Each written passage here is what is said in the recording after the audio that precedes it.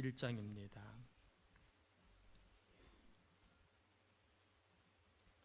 마가복음 1장 1절에서 11절까지 우리 교독하겠습니다. 마가복음 1장 1절에서 11절까지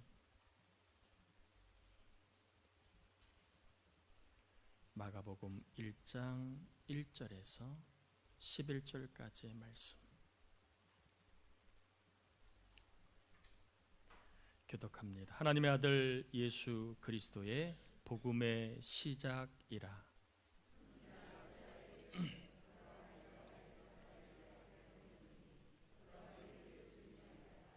광야에 외치는 자의 소리가 있어 이르되 너희는 주의 길을 준비하라.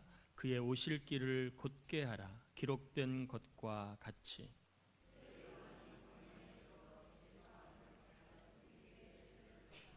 온 유대 지방과 예루살렘 사람이 다 나아가 자기 죄를 자복하고 요단강에서 그에게 세례를 받더라.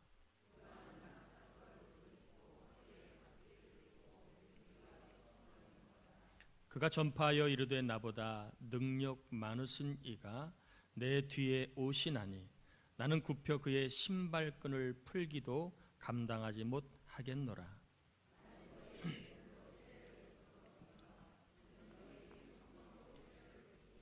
그때 예수께서 갈릴리 나사렛으로부터 와서 요단강에서 요한에게 세례를 받으시고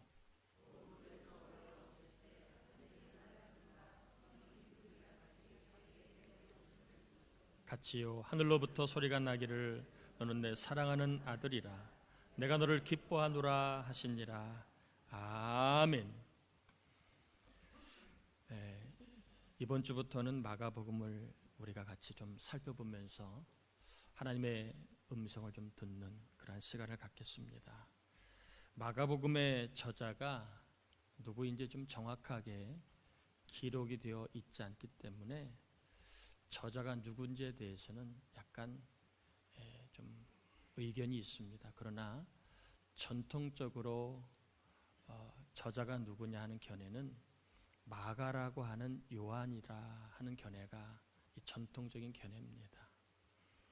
마가라고 하는 요한은 또 누구인가 하는 것을 우리가 좀 알면 또 그리고 마가라고 하는 요한이 왜 마가복음을 기록했는가를 좀 살펴보면 마가복음에 대한 이해를 좀 더 잘 할 수 있기 때문에 오늘은 마가가 누구인가 그리고 마가는 왜 마가복음을 기록했는가 좀 간단히 살펴보고 오늘 본문의 내용을 좀 같이 살펴보도록 그렇게 하겠습니다. 마가라고 하는 요한, 마가면 마가집에 마가라고 하는 요한 이름을 이렇게 했을까요? 마가라고 하는 요한 동명이인이겠죠? 아니면 같은 사람일까요? 마가라고 하는 요한 같은 사람이죠? 다른 사람인가요? 마가라고 하는 요한 같은 사람이에요? 다른 사람이에요? 헷갈리시죠? 마가라고 하는 요한은 같은 사람이에요. 마가가 요한이고 요한이 마가입니다. 이 마가라고 하는 것은 로마식 이름입니다. 그리고 요한은 유대식 이름입니다. 우리나라가 일제시대 때에 일본 이름을 갖고 있으면서도 한국 이름을 갖고 있었던 것처럼 이 당시는 로마 제국 아래에 유대인들이 식민지 종살이를 하고 있기 때문에 로마법을 따라 로마식 이름을 갖고 있었던 사람이 많습니다. 그러면서도 자기 민족의 정체성인 유대 이름을 갖고 있는 사람이 있었습니다. 마가라고 하는 요한은 같은 사람인데 로마식 이름은 마가, 유대식 이름은 요한 이렇게 부른 겁니다. 성경에 사도행 13장 9절에 보면 바울이라고 하는 사울 이렇게 표현이 되어 있습니다. 우리가 잘 아는 바울, 사울 같은 사람입니다. 그러면 왜 바울이라고 하는 사울이 이렇게 이름이 기록되었는지 아시겠지요? 바울은 회심하기 전의 이름이 사울이고 회심한 다음엔 바울이다, 이름을 바꿨다. 이건 잘못된 사실입니다. 회심하기 전에는 사울이고 회심한 다음에는 바울이라고 불렀다. 그거는 맞지 않는 얘기입니다. 사울은 유대식 이름이고 바울은 로마식 이름입니다. 사도행전에 회심 전에 사울이 나온 것은 유대인으로서의 사울, 또 회심 이후에 전도할 때부터 바울을 쓴 것은 로마식 이름을 통해서 바울이 이방인의 전도에 용이하도록 자기 이름을 로마식으로 불러 썼기 때문에 그런 겁니다. 이름조차도 전도에 유리하도록 자기 이름을 그렇게 하나님이 부르게 하신 겁니다. 그래서 바울과 사울은 같은 사람이고 로마식 이름이냐 유대식 이름이냐 이런 차이가 있는 것처럼 마가라고 하는 요한이 이렇게 쓴 것은 마가는 로마식 이름이고 요한은 유대식 이름입니다. 그러니까 마가라고 하는 표현을 우리가 쓰겠는데 로마식 이름을 쓴 걸로 봐서 이 마가복음이 누구를 염두하고 썼는지가 감이 오시지요. 유대인이 아니라 이방인들을 대상으로, 로마 지역에 살고 있는 사람들을 대상으로 마가가 기록했기 때문에 마가의 이름을 요한이라 하지 아니하고 마가로 호칭한 이유가 그런 의도가 있는 것입니다. 편지상 마가라고 부르겠습니다. 이 마가는 바나바의 조카라고 골로새 4장 10절에 나와 있습니다. 바나바의 조카 생질 마가라고 소개를 합니다.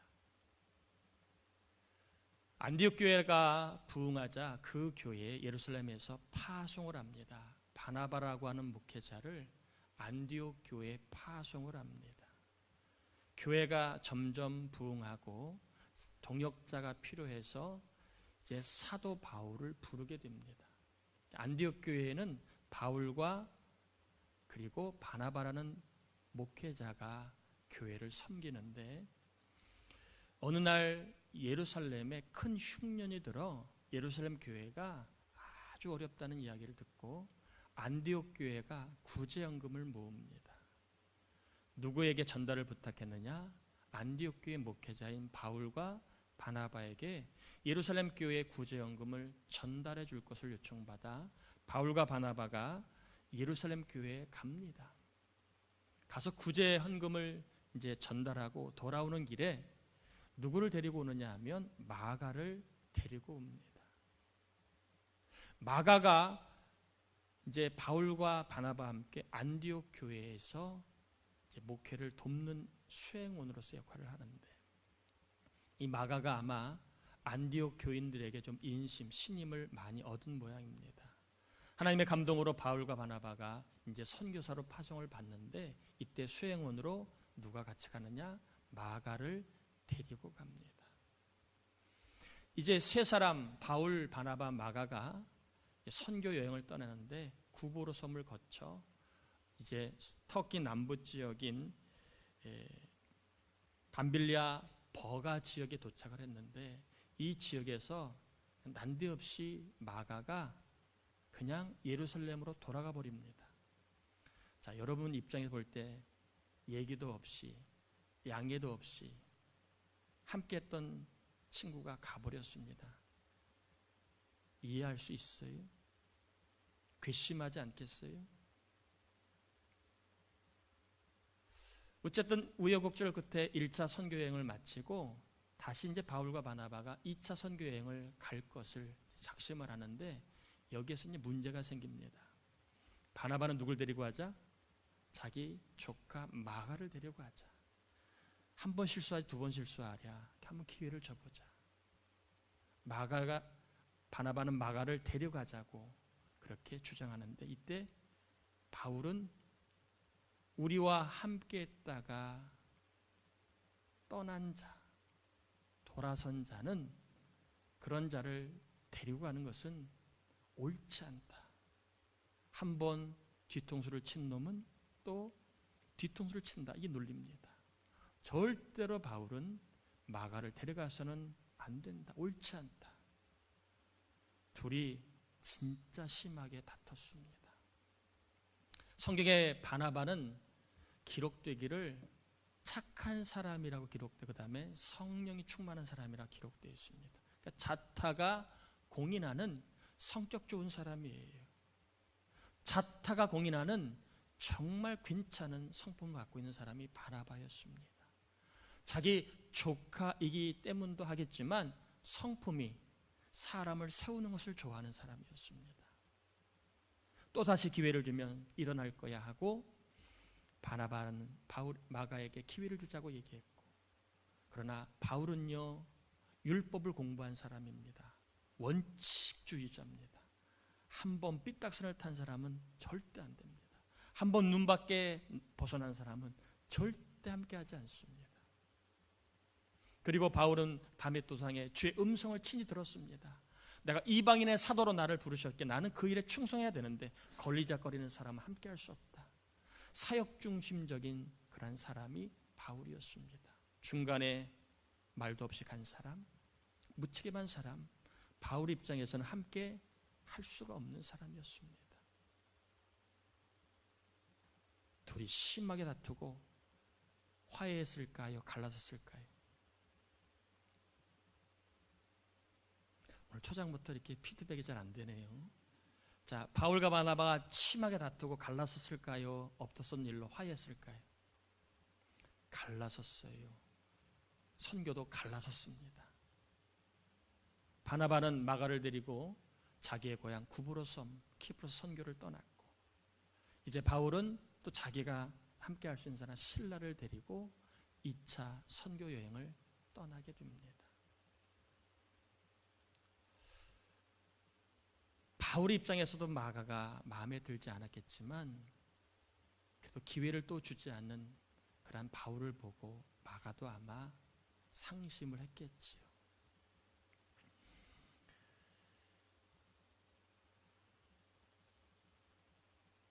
이런 마가가요 나중에 바울에게 인정을 받는 얘기가 성경에 나와요. 바울에게 한번 찍힌 마가가 나중에는 바울에게 정말로 힘이 되는 사람으로 그렇게 바울이 자기가 직접 소개합니다. 마가는 바울과 함께 하나님 나라를 위해 일하다가 로마 감옥에 같이 수감이 됩니다. 자, 눈을 좀 뜨세요. 바울이 로마 감옥에 수감될 때 누가? 마가도 같이 수감이 됩니다. 그리고 그곳에서 바울의 위로자로 마가가 같이 있습니다. 로마 감옥에 수감되었을 때 바울이 마가를 향해 나의 위로자라고 얘기합니다. 자, 여기에서 보면 마가가 변했어요, 안 변했어요? 그렇게 강직하고 원칙주의자였던 바울이 볼 때에도 위로자로 마가가 변했습니다. 그리고 이 바울이 로마 감옥에 두 번째 투옥될 때의 이야기가 디모데후서 4장 11절에 나와 있는데, 이때는 이제 죽음을 기다리는 때였습니다. 그럴 때 바울이 마가를 향해 이렇게 얘기합니다. 마가가 너무 보고 싶다. 디모데에게 마가 좀 데려와라. 마가 좀 데려와라. 내가 그를 마지막으로 보고 싶다. 이렇게 얘기를 합니다. 그러면서 마가는 나의 일에 참 유익한 사람이라고 얘기합니다. 젊을 때는 오장육부를 다 뒤집어 놓았고, 마가 때문에 동역자 간의 싸움이 났고, 그리고 오점을 남기게 한 그런 마가였는데 말년에 그는 나의 일에 뭐한 자라고요? 유익한 자라고 마가를 새롭게 좋게 바울은 평가하고 있습니다. 뿐만 아니라 마가는 베드로의 동역자였습니다. 베드로가 로마 지역에서 복음을 전하고 교회를 이제 세우는데 마가가 같이 힘을 보탰습니다. 여러분 축복합니다. 교회를 세우는 데 힘을 보태시기를 축복합니다. 아멘이지요? 교회를 세우는 일에 힘을 보태는 마가. 이 마가를 향해 베드로는 이렇게 얘기합니다. 내 아들 마가라고 얘기합니다. 여러분, 남의 사람을 내 아들이라고 표현할 때 이게 보통 사이가 아닌 걸 아시겠지요? 얼마나 아들처럼 힘이 되었고 얼마나 아들처럼 든든했는지 베드로는 마가를 향해 내 아들 마가라고 얘기합니다. 이때 베드로가 죽습니다. 로마에 있는 교인들이 자기를 지도했던 목회자가 죽으니까 좀 힘들었겠죠. 설상가상 당시의 네로 황제는 기독교인 하면 다 싸잡아 죽이려고 혈안이 되었던 그러한 황제였습니다. 목회자도 없지, 순교의 나날들이 기다리고 있지. 로마 교인들 입장에서는 참 너무너무 그들끼리 견디기는 너무 힘들었던 겁니다.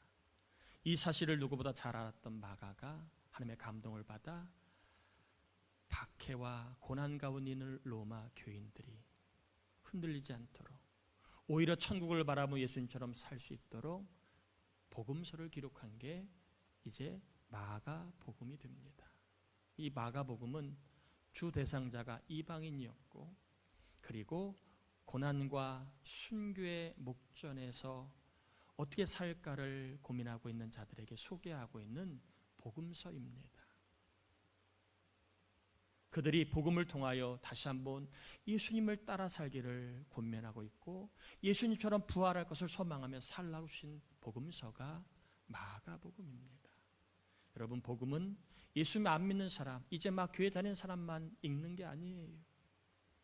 삶이 흔들릴 때, 위험이 올 때, 어려움이 올 때 복음서는 우리로 하여금 믿음으로 살게 하는 힘이 있습니다. 그래서 복음서를 대하는 것은 초짜만 읽는 게 아니에요. 교회를 오래 다녀도, 성경을 잘 알아도 겸손하게 우리는 말씀을, 복음서를 봐야 되는 이유가 있습니다. 제가 여러분에게 한번 질문 하나 던지고 이제 본문으로 좀 들어가 보겠습니다. 여러분은 사람이 변한다고 생각하세요? 안 변한다고 생각하세요? 만약에 변한다면 얼마나 변한다고 생각하세요? 아마 제 생각에는 안 바뀐다고 생각하는 사람이 훨씬 많을 거예요. 뭘 근거로 이렇게 얘기하느냐? 남편이 안 바뀐다는 거예요. 남편이 그 먹지 말라는 거 계속 먹고 하지 말라는 거 계속. 남편을 보니까 사람은 안 바뀌어. 자식 보니까 하지 말라는 거 골라서 합니다. 가지 말라는 길만 골라서 갑니다. 자식 보니까 사람은 안 바뀌어. 누굴 보고? 가족을 보고. 사람은 안 바뀐다고 얘기하는 사람이 대부분입니다. 여러분, 사람은 바뀔까요? 안 바뀔까요?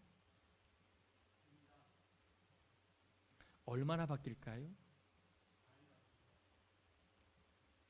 사람이요, 바뀐다고 할 때 남을 보면 잘 안 바뀐다고 말할 수밖에 없어요. 자기를 한번 보세요. 여러분은 변했어요? 안 변했어요? 저는 많이 변했어요. 저는 사람은 변한다고 믿습니다. 안 변한다고 믿으면 뭐하러 믿어요? 안 변한다고 믿으면 뭐하러 살아요? 좋은 쪽으로 변한다고 믿으니까 우리가 사는 거 아니겠습니까? 저는 예수님 믿고 많이 바뀌었습니다. 여러분, 변할 때 남편이 변한 걸 보지 마세요. 자식이 변한 걸 보고 변한다 이렇게 말하면 안 됩니다. 나를 봐야 됩니다. 내가 변했다면 사람은 변할 수 있는 거예요. 다시 한번 여쭤봅니다. 여러분, 사람이 변할까요? 안 변할까요? 누굴 보고? 그렇죠, 나를 보고. 희한해요. 내가 변하면 상대를 보는 그 마음이 변해요. 내가 변하면 상대가 바뀌지 않아 상대가 변할 거라는 마음이 생깁니다. 그런데 그런 마음은 상대에게 전달이 돼요. 그럼 상대가 조금씩 바뀌어요. 그런데 내가 볼 때 저 인간 절대 안 바뀌어. 그런 믿음을 갖고 있으면 그 믿음이 상대에게 전달됩니다. 그래, 나는 안 바뀔 거야. 죽어도 난 안 바뀌어. 그러니까 사람이 안 바뀌는 거예요. 여러분, 내 힘으로는, 내 잔소리로는, 또 세상의 학문으로는 사람이 잘 안 바뀌어요. 그러나 성령이 역사하면 사람은 얼마든지 바뀔 줄 믿습니다. 누굴 보고? 나를 보고. 다시 한번 여러분에게 여쭙니다. 사람은 변할까요? 안 변할까요? 누굴 보고? 누구가 역사하면? 성령 역사하면. 그래서 여러분, 포기하지 마시고, 사람은 성령이 역사하면 변합니다. 속삭이는 자식, 그리고 말 잘 안 듣는 자식, 또 가족들이 있을 겁니다. 여러분, 마가가 변했습니다. 성경은 이런 마가가 변하여 바울의 위로자가 되었고 바울에게 유익한 자가 되었다고 이야기합니다. 성령이 소개하는 마가가 저와 여러분의 자녀가 되기를 축복합니다. 변한 마가가 우리의 남편 아내가 될 수 있기를 축복합니다. 사람은 성령이 역사하면 얼마든지 바뀌는 겁니다. 이런 기대와 소망을 갖고 여러분 포기하지 말고 낙심하지 말고 계속해서 성령의 도우심을 구하시길 바랍니다. 아멘이지요? 사람은 성령이 역사하면 얼마든지 변합니다. 또 교회 나가 식사하다가 바뀌긴 개뿔 뭐가 바뀌어? 하나도 안 바뀌어. 그러지 마세요. 우리 힘으로는 안 바뀌지만 성령이 역사하면 변화됩니다. 변화의 출발은 나부터입니다. 나부터. 성령이 역사하면 내가 먼저 바뀝니다. 여러분, 꼭 사람은 성령이 역사하면 좋아진다는 믿음을 갖고 소망 가운데 살 수 있기를 축복합니다. 이제 1절 한번 볼 텐데요. 하나님의 아들 예수 그리스도의 복음의 시작이라고 얘기합니다. 복음의 시작이 누구라고요? 예수 그리스도라고 얘기합니다. 여러분, 복음이라는 말은 달리 이야기하면 복입니다. 자, 복음은 뭐냐? 복에 대한 소리가 복음이에요. 아멘인가요? 복음은 복에 대한 소리가 복음입니다. 소리를 빼면 복음은 뭐예요? 복입니다. 그러니까 복의 시작은 누구라고요? 예수 그리스도입니다. 저와 여러분의 개인의 복의 시작이 누구라고요? 예수 그리스도라는 겁니다. 자녀들이 복을 받는 시작은 어디라고요? 예수 그리스도라는 겁니다. 우리의 일의 복의 시작도 예수 그리스도입니다. 여러분, 성경은 공부 잘해야 복이 시작된다라고 말한 적이 없어요. 성경은 직장 잘 들어가야 복이 시작된다고 말한 적이 없어요. 물론 세상은 그렇게 말할지 모르지만 성경은 그렇게 말한 적이 없어요. 성경은 친구가 많아야, 친구가 좋아야 복이 시작된다고 말하지 않습니다. 성경은 결혼을 잘해야 복이 시작된다고 말하지 않아요. 성경은 돈이 있어야 복이 시작된다고 말하지 않아요. 성경은 복의 시작은 누구라고요? 예수 그리스도. 예수 그리스도가 복의 시작이라는 말은 저같이 잘나지 못한 사람에게 참 이게 복 중의 복입니다. 저같이 빽이 없는 사람의 복의 시작이 예수 그리스도라는 말은 참 기쁜 일입니다. 여러분 어떠신가요? 복의 시작이 예수 그리스도라는 말이 힘이 없고 빽이 없고 돈이 없고 친구가 없고 좋은 대학을 나오지 못하고 좋은 직장을 다니지 못하는 여러분에게 복이 되고 있습니까? 아니면 맹탕이 되고 있습니까? 예수 그리스도가 복의 시작이라는 말은 예수 그리스도가 복을 주시는 분이라는 말입니다. 아멘인가요? 따라합시다. 예수 그리스도가 복의 시작이라는 말은 예수님이 복을 주신 분이라는 말이다. 아멘. 여러분, 복의 시작이 예수 그리스도라는 말은 나에게 복을 주시는 분은 누구라고요? 예수 그리스도라는 말입니다.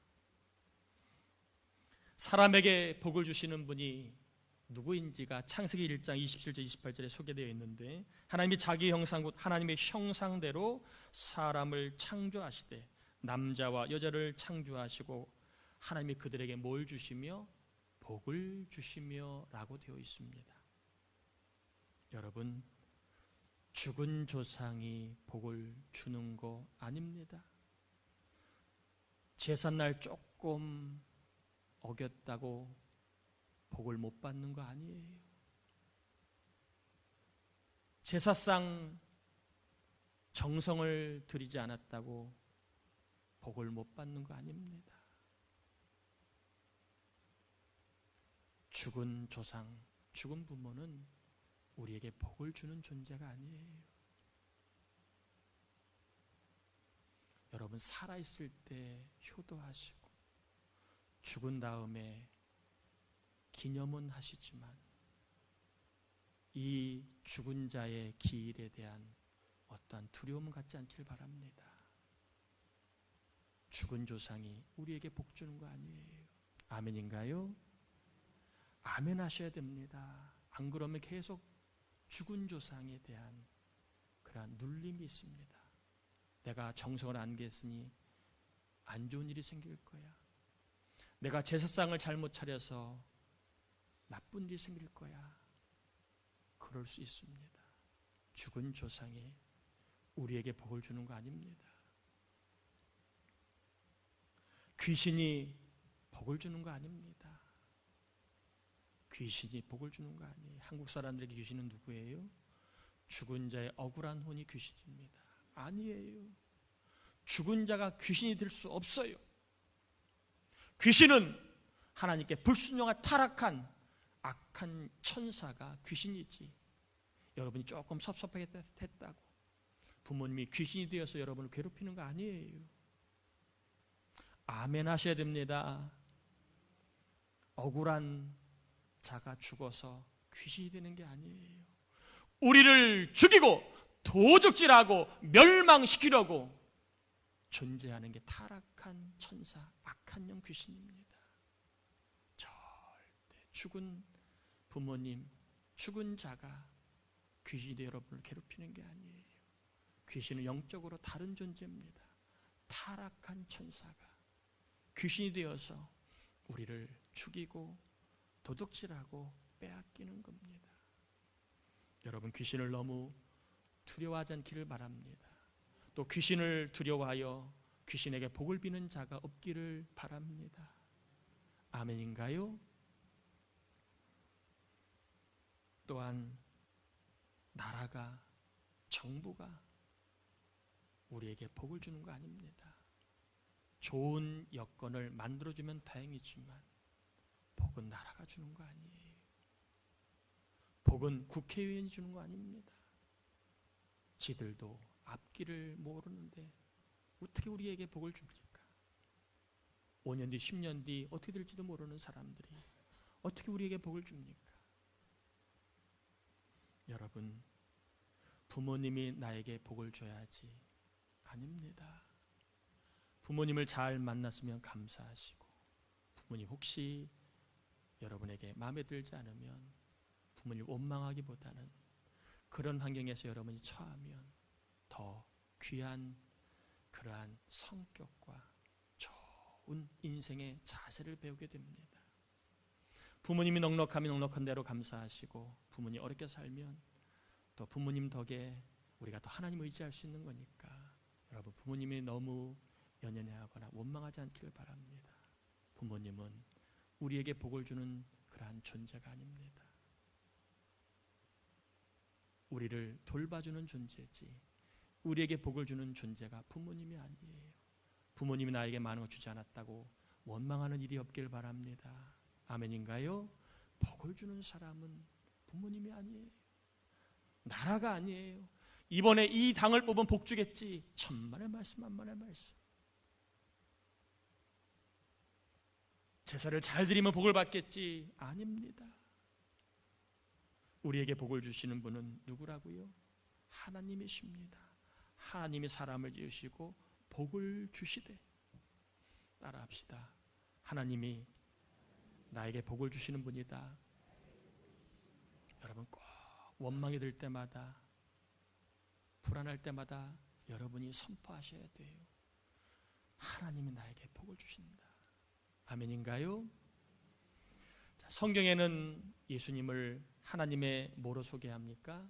아들로 소개합니다. 자, 아들하면 느낌이 좀 떨어지는 존재로 생각합니다. 하나님보다 조금 못한 존재로 느낌이 느껴집니다. 그런 것 같죠? 아버지의 아들하면 아버지가 더 능력이 많아 보이고 아들은 조금 어설퍼 보입니다. 제가 여러분에게 한번 여쭤봅니다. 사람의 아들이 사람이에요? 아니면 짐승이에요? 자, 그러면 하나님의 아들은 하나님이에요? 사람이에요? 자, 질이 좀 떨어져요? 동급이에요? 하나님의 아들에서 만만하거나 사람이거나 하나님보다 열등한 존재로 우리가 잘못하면 어감상 받을 수 있는데, 그런 의미가 아니에요. 하나님과 동급이라는 얘기입니다. 하나님이 복을 주시는 존재라면 예수님도 동급이기에 복을 주실 수 있는 분이라는 이야기를 하고 있는 겁니다. 아멘인가요? 그러게 예수는 복의 시작이라는 말이 하나님이 복을 주시는 것처럼 예수님은 하나님과 동급이기에 우리에게 복을 주실 수 있는 분이라는 겁니다. 여러분, 예수님을 꼭 믿으셔야 합니다. 그리고 잘 믿으셔야 합니다. 왜냐하면 예수님이 복의 시작이기 때문에 그렇습니다. 예수님이 우리에게 복을 주시는 분이기 때문에 그렇습니다. 예수를 잘 믿어 없는 복이 생겨나고 있는 복이 더해지시고 복이 새어나가지 않기를 축복합니다. 예수님은 복을 주시는 분이라고 마가는 지금 우리에게 소개하고 있습니다. 그러면 예수님은 어떤 복을 주실까 하는 것 두 가지만 전하고 마칠까 합니다. 첫 번째는 마가가 소개하는 복은 뭐냐 하면 사면의 복입니다. 사면의 복. 우리 모두는 다 죄인입니다.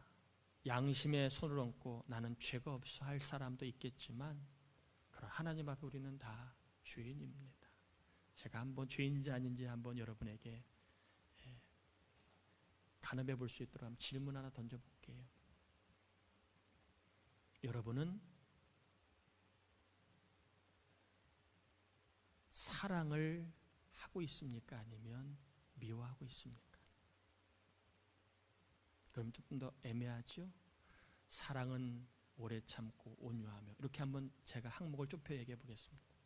여러분은 오래 참으며 사십니까? 아니면 오래 참지 못하고 있습니까?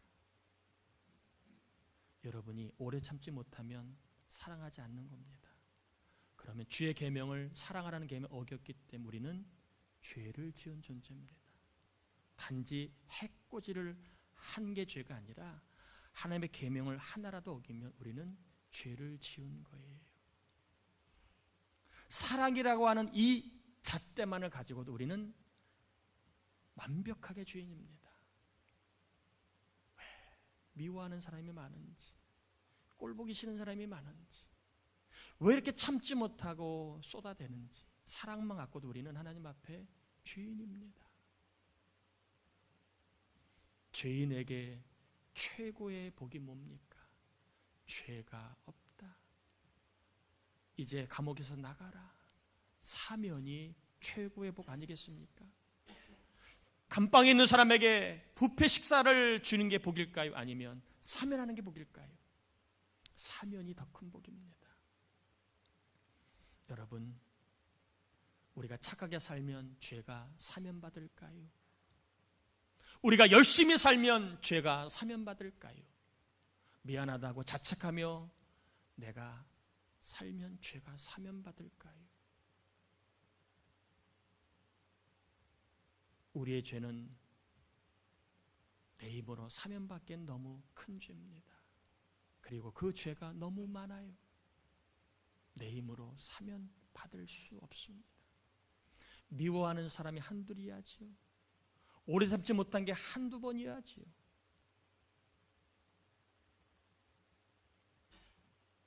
성경은 이야기합니다. 예수를 믿으면 모든 죄가 사해진다고 말씀하고 있습니다.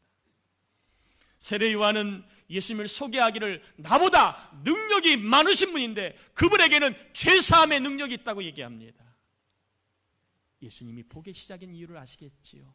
죄인인 우리에게 예수님이 복이 시작인 이유를 아시겠지요. 죄인을 사면할 수 있는 복이 누구에게 있다고요? 예수님에게 있습니다. 예수님으로 말미암아 우리는 죄사함이 시작이 됩니다. 이 죄가 용서받는 것, 죄값을 치르지 않아도 되는 것, 죄의 형벌을 받지 않아도 되는 것, 자유롭게 되는 것이 우리는 실감을 못합니다. 왜? 깜빵에 안 가봤으니까 몰라요. 깜빵에 가보면 어떤 것보다도 깜빵에서 나가는 게 가장 큰 복입니다. 저는 군대를 갔다 왔기 때문에 군인에게 가장 큰 복은요, 제대하는 겁니다. 제대할 때 얼마나 좋은지 몰라요. 돈을 1억을 줘도 군대 안 간다는 말을 많이 했습니다. 왜요? 군대 생활이 자유가 없거든요. 이래라 저래라 간섭이 많습니다. 그러니까 군대에서 제대하는 거, 이게 군인들한테는 사면입니다. 군대를 가본 사람은 다시 군대 갈래 물으면 가는 사람이 있긴 하겠지만 거의 안 갑니다. 이따 식사하다가 한번 남편한테 여쭤보세요. 군대 다시 갈래? 아마 거의 안 갑니다. 깜빵에 있는 사람에게 최고의 복은 사면인 것처럼 죄의 종노릇하고 있는 사람에게, 죄의 형벌을 받아야 할 사람에게 최고의 복은 사면, 죄사함의 복입니다. 예수님은 우리에게 죄사함의 능력을 갖고 있는 분이기 때문에 예수를 믿는 사람은 죄를 사해줄 수 있는 그러한 능력이 있습니다. 최고의 복은요, 사면의 복입니다. 죄가 사라졌다는 복입니다. 죄 용서받았다는 복입니다. 다시는 죄의 형벌을 받지 않아도 된다는 복입니다. 예수님에게서 사면의 복이 시작됐습니다. 사면의 복덕을 우리는 죄의 형벌을 두려워하지 않고 지옥 갈 염려를 하지 않고 감히 보지도 않은 천국을 말하고 나는 천국 간다고 큰 소리를 담대하게 칠 수 있는 이유가 사면의 복을 받았기 때문입니다. 여러분, 사면의 복은 내 힘으로 시작되지 않아요. 죄 용서의 복은 내 공로로 시작되지 않아요. 예수님으로부터 시작이 된 겁니다. 그러기에 복의 시작은 누구라고요? 예수 그리스도라는 말에 이제 마가가 말하고 있는 의미가 잘 전달되었을 겁니다. 복의 시작은 예수 그리스도. 복 중에 복은 내가 죄사함 받는 복입니다. 죄인이 아니라 의인으로 살아가는 겁니다. 죄의 형벌을 받지 않는 삶이 복 중의 복입니다. 두 번째입니다. 하늘이 열리는 복이 예수를 믿는 순간부터 예수님으로부터 시작이 됩니다. 예수님이 세례를 받습니다. 세례를 받고 나서 표현을 하기를 하늘이 갈라졌다 이렇게 되어 있습니다. 마태복음과 누가복음에는 하늘이 열렸다고 되어 있습니다. 성경에는요, 하늘이 열릴 때가 있고 닫힐 때가 있어요. 언제 열리느냐, 언제 닫히느냐? 닫히는 것은 주께 주님 앞에 범죄하면 하늘이 닫힙니다. 범죄하면 하늘이 닫힙니다. 그러나 죄를 짓지 않으면 하늘이 열립니다. 한번 여러분에게 여쭤봅니다. 만약에 여러분이 여러분의 힘으로 하늘을 열어야 된다고 치면 여러분 열 자신 있으세요? 삶 속에 죄가 많아요? 아니면 죄를 안 짓는 게 많아요? 물론 세상에 말하는 죄를 말하는 게 아니라 주님 앞에서의 죄입니다. 생각으로 마음으로 짓는 죄. 죄를 지면 하늘이 닫히고 죄를 안 지면 하늘이 열리는데 여러분의 삶을 보고 하늘이 열리는 날이 많을 것 같아요? 닫히는 날이 많을 것 같아요? 오늘 곤란한 질문을 많이 하지요. 여러분의 삶을 보면 하나님이 하늘 문을 열어주실 것 같아요? 닫아주실 것 같아요? 죄를 안 죄 하늘을 열어주시는데 하늘이 열리는 경우 우리 힘으로 열려면 저도 못 열어요. 저도 못 엽니다. 내 힘으로 열려면 어떻게 하늘을 열 수 있겠습니까? 그런데 예수님이 하늘을 뭐 했었어요? 열어주셨습니다. 할렐루야. 우리의 힘으로는 열 수 없는 하늘을 예수님은 열어주셨습니다. 하늘이 열리는 시작이 예수 그리스도이십니다.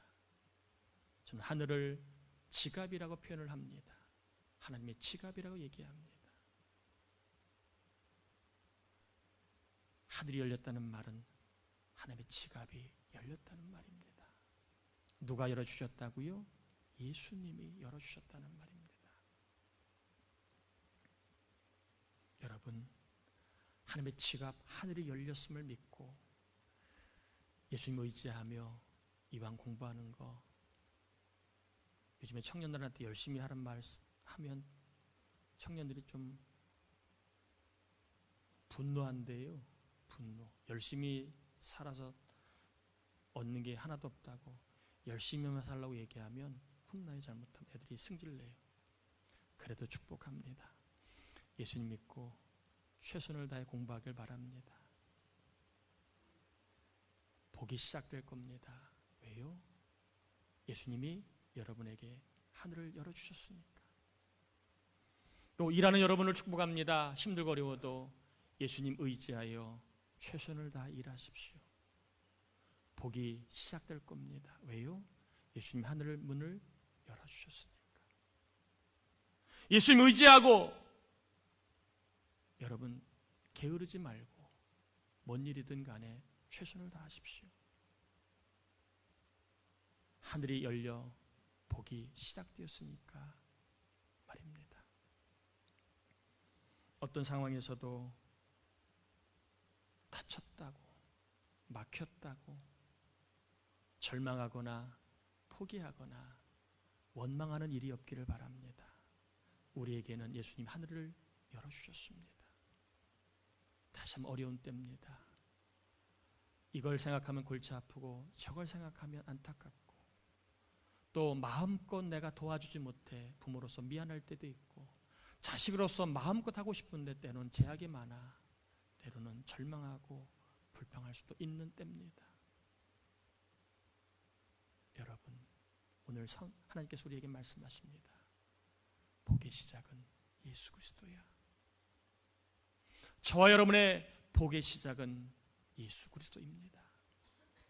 예수 그리스도께서 하늘을 열어주셨습니다.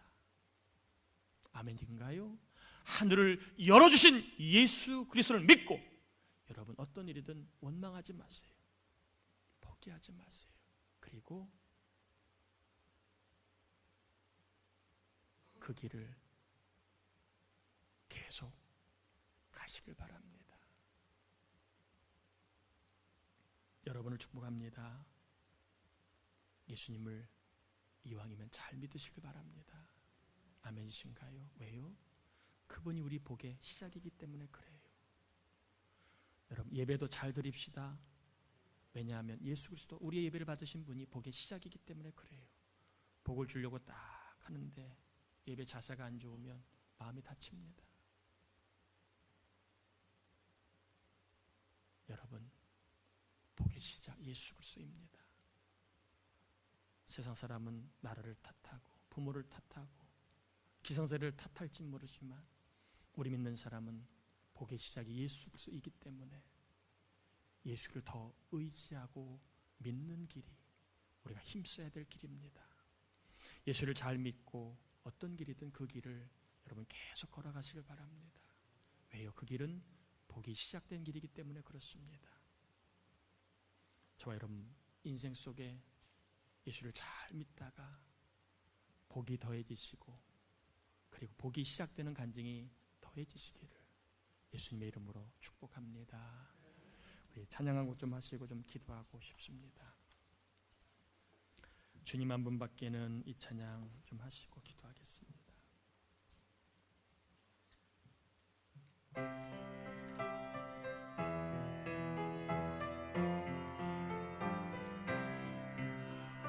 주님 한 분밖에는 아는 사람 없어 가슴 깊이 숨어있는 주를 사랑하는 마음 주님 한 분밖에는 기억하지 못해요. 처음 주를 만난 그날 울며 고백하던 말 나는 행복해요. 제사 받았으니 아버지 품 안에서 떠나 살기 싫어요. 나는 행복해요. 제사 받았으니 이 세상 무엇이도 채우고 나는 행복해요. 후렴만 다시 합니다. 나는 행복 선포하시길 바랍니다. 내가 믿는 예수 그리스도 복의 시작입니다. 내 인생에도 예수를 믿으며 복이 시작됩니다. 아버지 품 안에서 떠나 살기 싫어요. 나는 행복해요. 제사 받았으니 이 세상 무엇이도 채우고도 남아요. 여러분 기도하며 선포하십시오. 복의 시작은 예수 그리스도입니다. 예수를 잘 믿으면